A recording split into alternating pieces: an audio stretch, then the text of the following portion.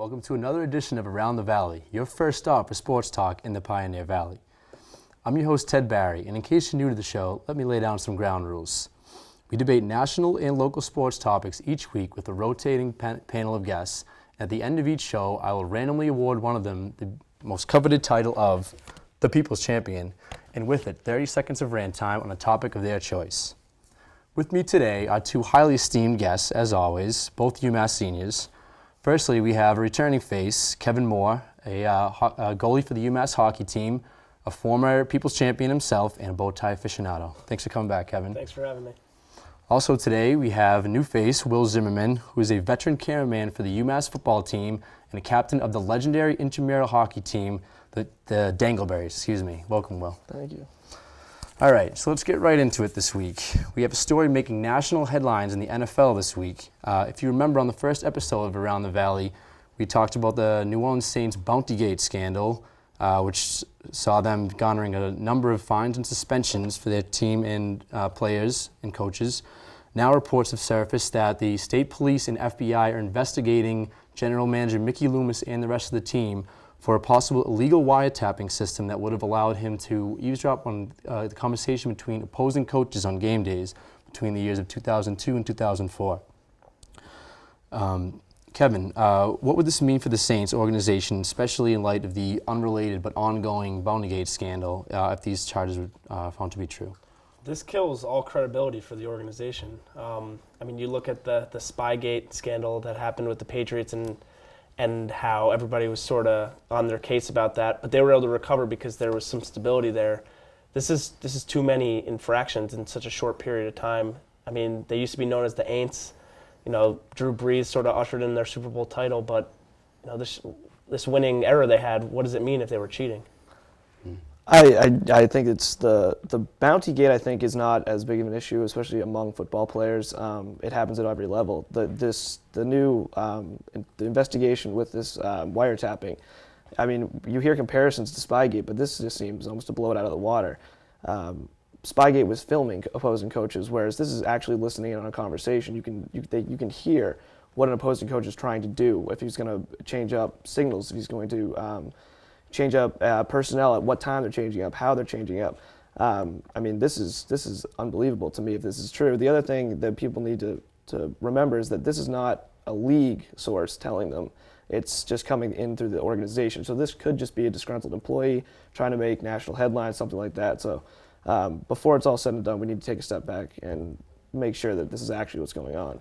Right. And even outside the realm of the league, if these are found to be true, Mickey Loomis could be found guilty of federal charges down the line. This is an actual violation of the Wiretapping Act. He could face serious discipline for these actions. If they are true, do you think the coaching staff knew about these? Sean Payton wasn't the coach when these were alleged to have occurred back in 2002 to 2004. Former head coach Jim Haslett has denied involvement in this, knowledge of this, but how do you think this would reflect on the legacies of Haslett and Payton?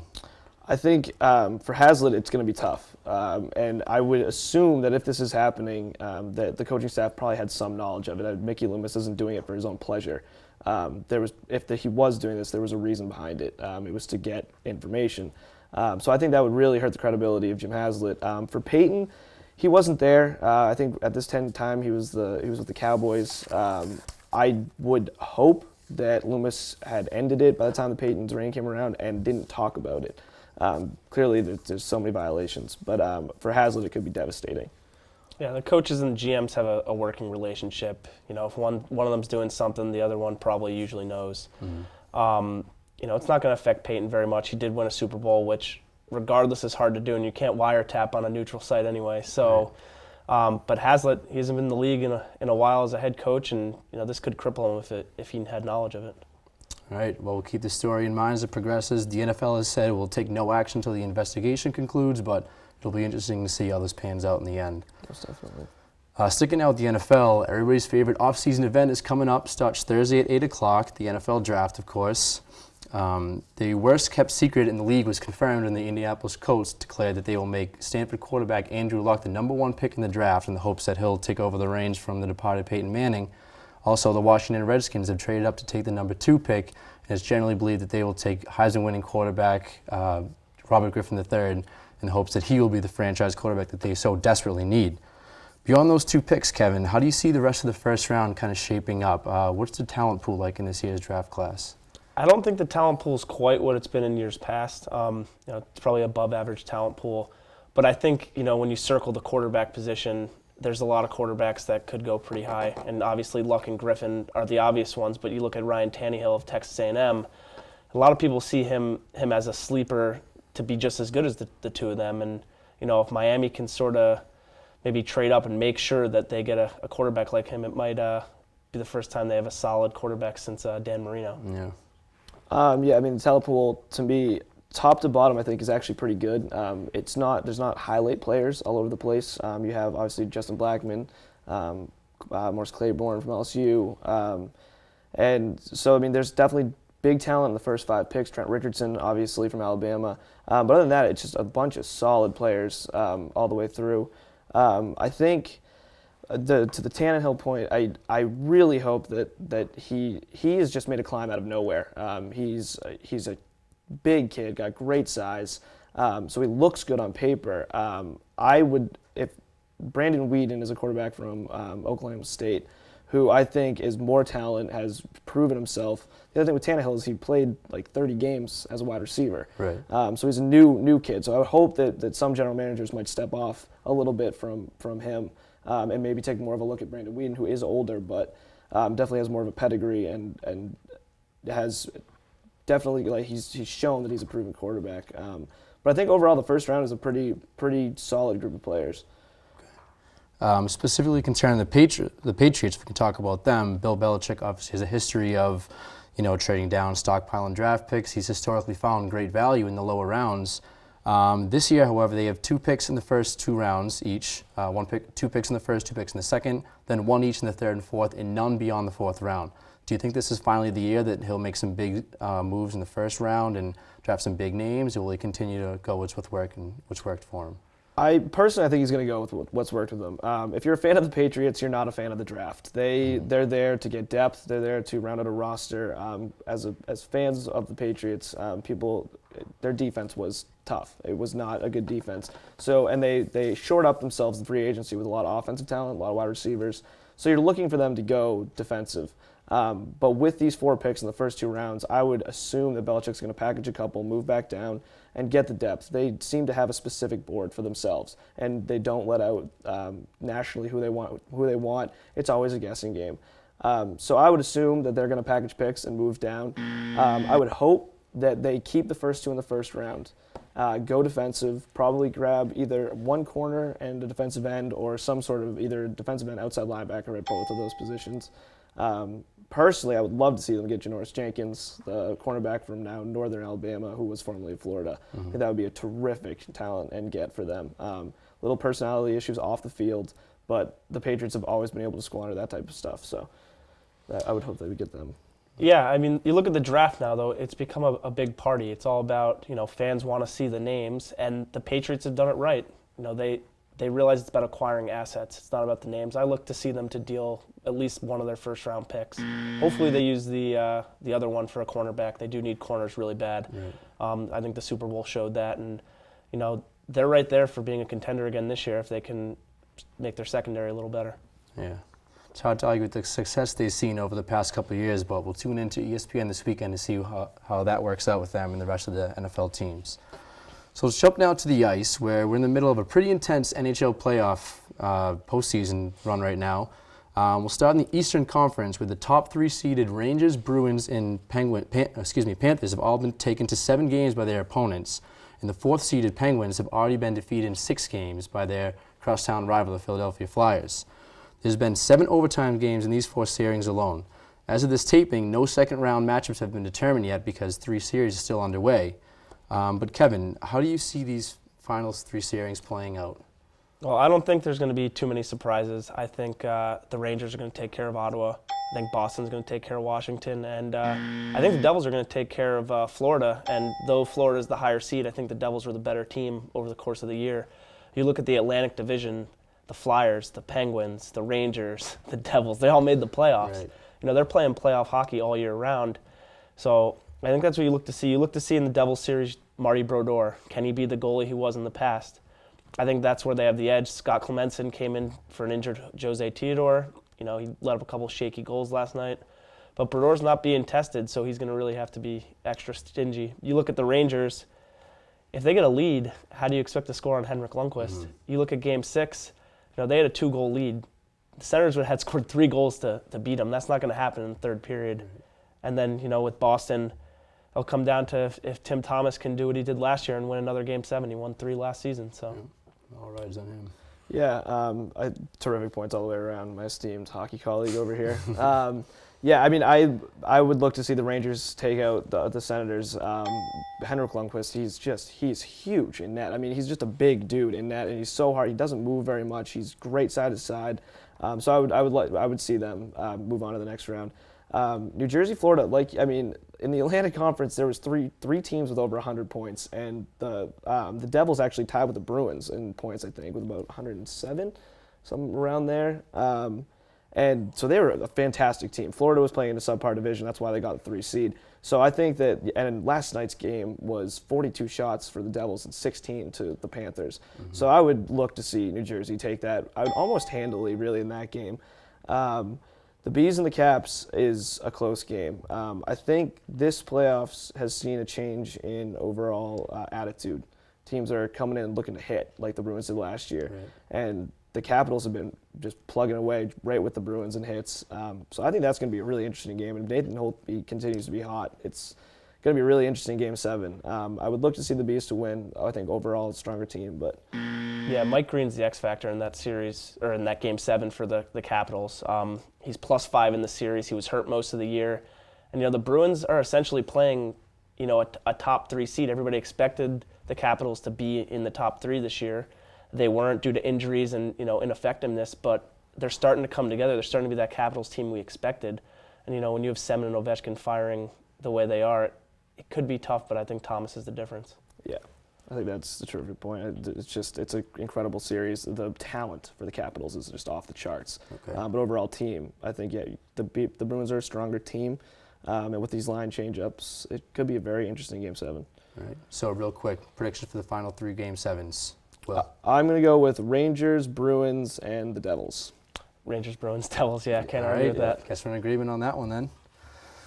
All right, let's head over to the Western Conference now, where we've had a little less drama, but not just the same amount of action, with the big exception of the Los Angeles Kings upsetting the Vancouver Canucks in 5 games. All 3 higher seeds have defeated their opponents in 5 or 6 games. Kevin, is there kind of a disparity between these 2 conferences? And we've seen the Eastern Series become much closer. We have 3 Game 7s over there. How have the Western Series been able to be over so much quicker than these ones? I don't think there's a disparity where more so there's been hotter goaltenders.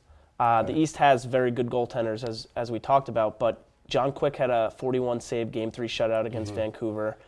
He had 46 saves, 46 out of 48 another night, and the goaltenders have just been incredibly hot. Mike Smith in Phoenix has faced the most shots by a wide margin in the league, and they bounced Chicago. So you look at the goaltenders and them being hot, but when you look at the playoffs, yes, everybody says hot goaltending, but it's the body of work. You can't just have one round. And Vancouver had their struggles in that. Corey Schneider came great in relief, but he went 1-2 in the playoffs. Everybody wants Luongo's head here, but Schneider went 1-2. He didn't get the wins. So. Right. Yeah, I mean, I don't think there is too much of a disparity. I think, hot goaltending, like Pecorine for the Nashville Predators has been unbelievable. He's been saving some of the saves. They're highlight after highlight in games. I think the strongest team is still in the St. Louis Blues. They play under Ken Hitchcock. They play an incredible amount of team hockey, up and down two-way hockey. So I think that stands. And for the Kings, they are the 8th seed, but they lost the 8th seed in the last 2 days of the regular season. They lost the 3 seed in the last 2 days of the regular season. So they're not an 8 seed quality team. They're a very, very good hockey team. And if John Quick can stay hot, they're going to be a tough out. Right. Yeah, the Kings, they didn't score much this year, but the talent and the pieces are there. They're sort of the big head scratcher along with the Caps. I mean, Mike Richards, Anze Kopitar, you look down that lineup, the scores are there. They haven't put it together in regular season, but it looks like they're starting to do it now. And they're hitting. a big thing in that series. There was a hit that Mike Richards put on. I can't think of who it was. About Burrows, I think. Yeah. Just took him right out of the blue line. Stepped up, and they came out looking to knock around with the Canucks, as the Bruins showed that might be their weakness. And once again, it seemed to prove to be the difference. The Canucks just didn't stand up in playoff hockey again. Mm-hmm. And with this attitude shift, these games have been beat up games, as noted with the suspensions.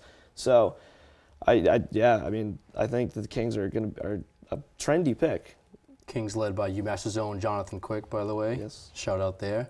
Before we move on to those suspensions that we'll talk about, just real quick, St. Louis is playing LA, Nashville is playing Phoenix the next round. What is your kind of brief take on those two series, how they'll play out? I like LA. John Quick was the best goalie during the regular season this year. He's been one of the best goalies in the playoffs. It's nice that Shane Doan was able to make it to the second round with Phoenix. He was on them back when they were Winnipeg, and Winnipeg's back in the league. Mm-hmm. But I like LA to come out of the West. St. Louis, yeah, they're a team.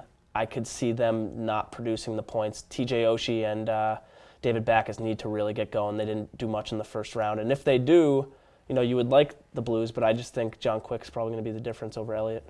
And the other series, the Coyotes and the Predators, you can't pick against Pekka right now. I mean, he is just absolutely playing incredible. Shane Weber is the emotional leader on that team, and clearly he's playing with emotion, as shown by the Zetterberg hit.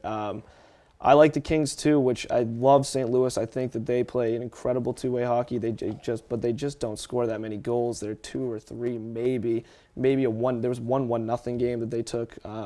So I would think that St. Louis series will probably go to 7 games. I think that will be a terrific series to watch. But the Predators Coyotes, man, is it going to be hard to pick against Pekka Rinne. And they play in Nashville, which apparently now is a hockey town. They're selling out, and they love it down there. So I think Kings Predators probably going to be playing for the Western Conference. All right, so we got a couple good series on the horizons. We'll keep an eye out for those. Let's talk now back to the suspensions we were just talking about. It's kind of an issue that's been plaguing the playoffs this year, specifically with league disciplinarian Brendan Shanahan kind of showing some inconsistency in where he doles out suspensions and for how long. Of course, the big one is Phoenix's Rafi Torres was suspended for 25 games, the third longest suspension in NHL history, for his shot to the head on Marian Hossa in Game 3 of that series. There's also Nicholas Backstrom got a controversial one-game penalty, which many people didn't agree with, for cross-checking Rich Peverly in the head after the game was finished. And also we saw Nashville's Shea Weber, who repeatedly took the head of Henrik Zetterberg and smashed it into the glass after failing to land a punch, and got off with a $2,500 fine and no suspension. What do you guys make of this, Kevin? I think Shanahan's blazing a trail here. The NHL, this is the soft NHL. This isn't, your grandfather's, even your father's NHL right now. Heck, even the NHL when we were younger. Mm-hmm. It's going to be inconsistent because he's setting the standards now. Nobody really knows how to deal with repeat offenders, with hits to the head. It's just all new. And so I think Shanahan's doing the best he can. I like how the NHL has him each time he doles out a suspension, put out a video on the internet explaining why, so everybody knows his thought process. And you look at the Torres hit, it looked like a Scott Stevens hit to me. Yeah, he left his feet, but the big deal there was the repeat offender. Right. You're going to get 25 games when you've done that 4 or 5 times over the course of your career. So yeah, I just am going to highlight the inconsistency. And he makes a great point that he is blazing a trail. He's trying to get rid of with all this new thing about concussions. You're trying to get rid of these high hits. The Torres hit, it was a little late, and he left his feet. I don't think it warranted a 25-game suspension, but he is a repeat offender. The one that stood out to me was the Shane Weber. It's just, that was a blatant, on camera, he took the head of Henrik Zetterberg and smashed it into the glass. And Shanahan had said that it was, there's no serious injury pending from it. But if that's going to be your standard, there could be cross checks to the face that don't get a suspension. Exactly. And Backstrom and Peverly wasn't hurt. He was a little questionable for a little while, but why does Backstrom get the 1 game and Weber doesn't? I think that a lot of it is for show, and I think that a lot of it is, if they are hurt, it's to try to get rid of it, because concussions have been such in the news, so highlighted by football. So I don't know. I was bringing up Nathan Horton last year in the Stanley Cup Finals. Aaron Rowan put a late hit on him, and effectively ended the last year for him. He will not be playing for the Bruins in a postseason, which is a huge player. And Aaron Rome got 4 games, and it was a hit that was close to the Torres hit. So I think the inconsistency is an issue for me, but I do understand that he's trying to clean it up and show people that they're trying to get rid of the hits to the head. Right. Yeah, the Weber one's a head scratcher just because it was so blatant. He grabbed his head and threw it into the glass. Mm-hmm. And it was almost like you're thinking, well, are they trying to protect Nashville's star? Because Weber is, the cog in their defense. But it was a star-on-star crime here. Like, the league doesn't need Zetterberg or Weber out, but you're going to have to make a decision, and Shanahan's inconsistency is showing there. Yeah, we'll have to see what effect that has in the playoffs coming up. If the guys will kind of pay attention to that and tone the hitting down. But if we can jump now, continuing the same vein, but jump sports over to the NBA, we saw another disgusting display of violence from none other than formerly known as Ron Artest, now known as Metta World Peace, who threw an elbow into the head of Thunder guard James Harden the other night on Sunday night. Gave him a concussion. He's still out indefinitely day to day. It's possible he could miss significant time in the playoffs. The league suspended him for 7 games, Ron Artest, Metta World Peace, which will mean that he's out for nearly the entire first round of the playoffs. Judging, in light of Harden's injury, what it can mean for him in the future, and from Artest's past as a kind of the bad boy of the NBA, was this punishment appropriate, Will? Do you think it should be more or less? I think it should be an interesting suspension. I think that it should be he should absolutely be suspended. This was gross. I mean, he came out, he made a great dunk, finished off a rebound, very emotional dunk, pounded his chest, and then blatantly threw an elbow. And in the post-game press conference, he said that he didn't know that James Harden was there, and he was just celebrating. Well, I mean, he threw his elbow into James Harden's head, and James Harden is absolutely going to be the 6th player in the NBA. He just scored. He came off a 40-point performance. He is integral to the Thunder's team. Huge piece of their team. And they are definitely contenders. They might be the contender in the West. I think that Ron Artest's suspension should be as long as James Harden is out. Because if James Harden has a concussion and can't come back till the 3rd, 4th, potentially the whole playoffs, you should not be allowed to have Ron Artest, who is an unbelievable defender and can completely change a playoff series. Right. So it was just so ugly, man. I agree with that. I think as long as Harden's out, that should be the suspension. I mean, if this was the NHL, he would have been on a Rafi Torres type 25 game here for the repeat offending. Mm-hmm. But they're both important pieces to their teams that. 7 games is a lot in the first round. If the Lakers lose in the first round, you could look at Ron Artest's bonehead play here and think, man, like Artest might have cost him because he is a lockdown defender. Be the game changer. He said that he didn't know that Harden was there, and so if this was a celebration, what if that had been Kobe Bryant and he knocked out the Lakers' star player? Right. I mean, he needs to control himself. The league needs to come down. I mean, with the concussion issues, you need to come down on Ron Artest or Metta World Peace, excuse me. I think that 7 games is not nearly enough just because James Harden is such a big piece to the Thunder and their playoff run. I mean, he is huge coming off the bench. So what a gross display of sportsmanship. Well, either way, we hope to see Harden come back soon, and hopefully Artest will at some point learn his lesson. But before we wrap up, let's do a quick update on what's become our least favorite topic on here in the Around the Valley, the Red Sox, of course. Will, specifically talking to you right now as a Red Sox fan, when we last saw them, they lost 2 straight to the Yankees. They blew a 9-run lead, but since then they've won their last 2 against the Minnesota Twins, including a 16-run outburst, 17-run outburst the other night.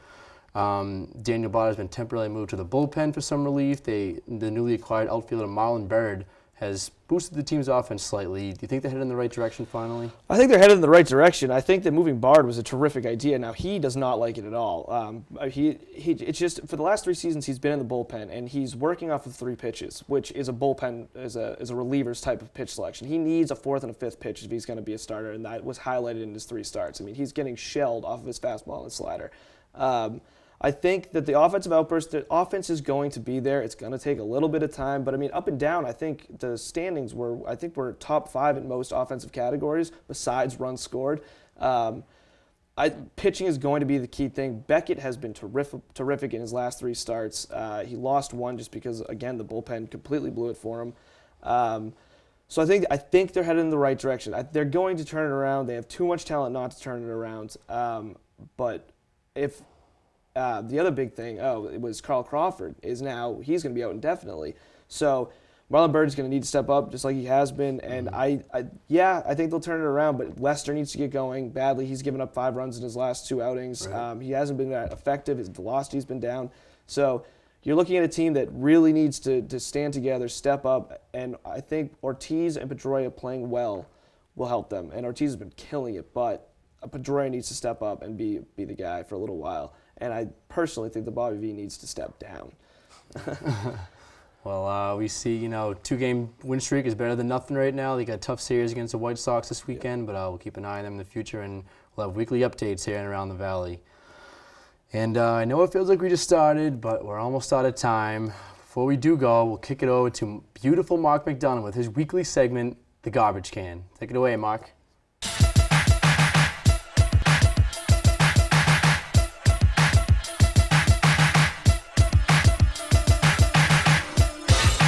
Welcome to The Garbage Can with beautiful Mark McDonough.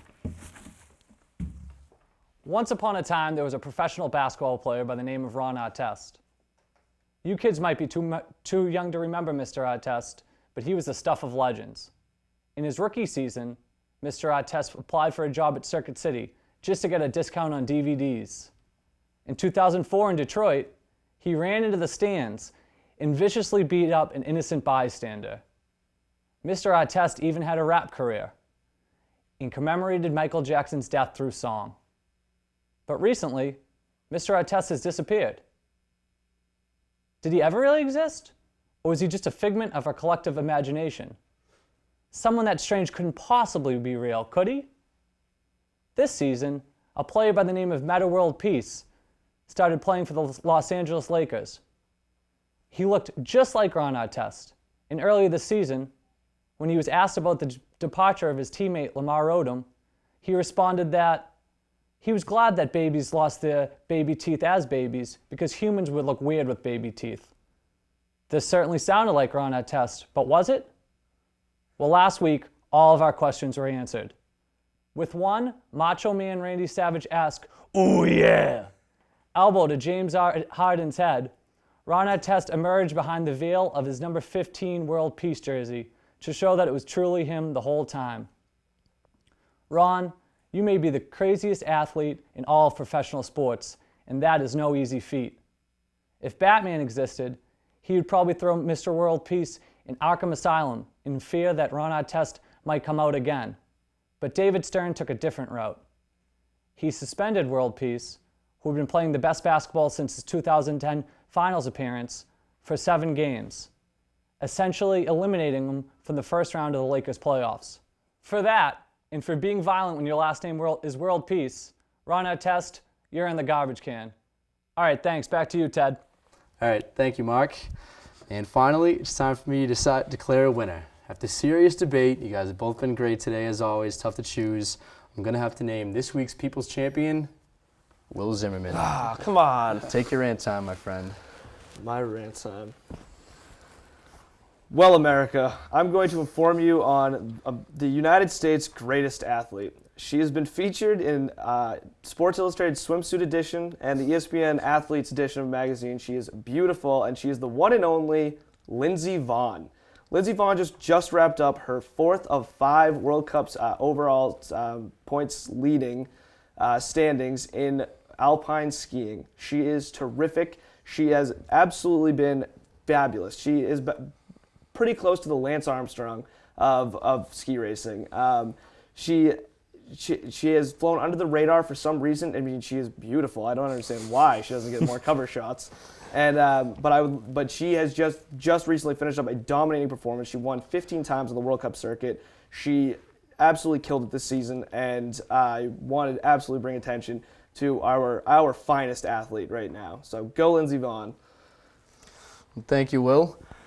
And unfortunately, this concludes another episode Around the Valley, the only show that stays always potent and always tangent. Thanks, everybody. We'll see you next week.